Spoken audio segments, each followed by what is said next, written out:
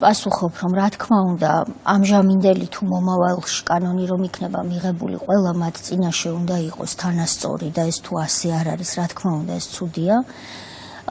მე არ მგონია, რომ ნაკლებად მაღელვებს, ვინ დაიჯერებს, ვინ არა, ეს არ არის საინტერესო ამ წუთში, მაგრამ გულწრფელად ვამბობ, რომ ნაკლებად მაღელვებს, მაგალითად,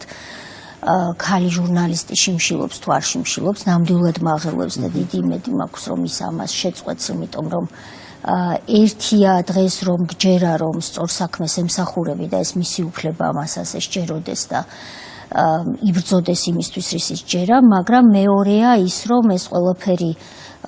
ჩაივლის აუცილებლად მშვიდობიანად და დარჩება ჯანმრთელობისთვის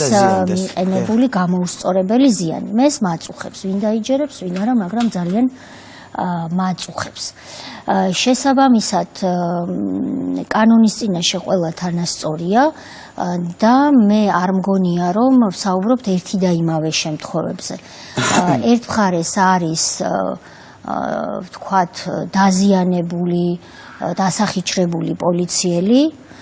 და ამაზე გვაქვს საუბარი, რომ ეს უნდა იყოს კიდევ უფრო მკაცრად დასჯადი, იმიტომ რომ რატომღაც იგივე ქართველები რომ იბრძანდებიან ევროპაში, იქ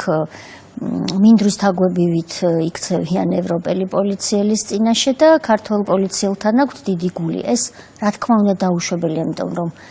რაღაცნაირად ჩვენ საკუთარ ტყავზე ის უნდა გვტკიოდეს, რომ იყო დრო, შეიძლება ახალგაზრდებს ზოგიერთს არ ახსოვს, რომ ჩვენ არც ჩვენი ქართველი პოლიციელი გვყავდა, არც ჩვენი ქართველი ჯარისკაცი გვყავდა, არც დროშა გქონდა და არც